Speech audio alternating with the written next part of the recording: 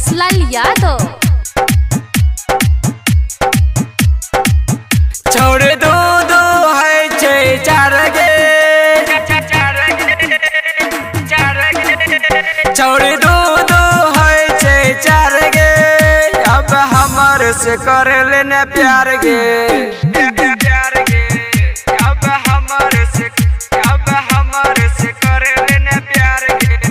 क्या कर जब इंतजार गे, जब हमारे बनाइले बतार गे, जब हमारे बनाइले बतार गे, बतार गे, जब हमारे बनाइले बतार गे, बतार गे, जब हमारे बनाइले बतार गे। टाइम निकाल के मिले हमसे आवे, मिल के हमारो तजियारा जुरावे, टाइम निकाल के मिले हमसे आवे, मिल के हमारो तजियारा जुरावे। जब घूम जब मुंगेर बाजार गे,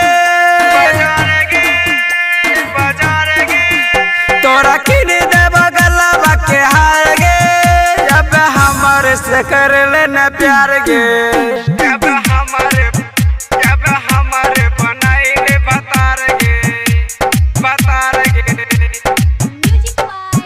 जब हमारे बनाइले बतार गे, बतार गे, जब हमारे बनाइले बतार गे।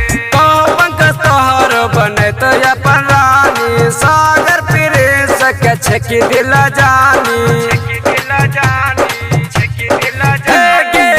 पंख तोहर बने तो अपन रानी, सागर फिरे सके छकी दिल जानी। हम तो तोरे पीछे भेलियो लाचार गे,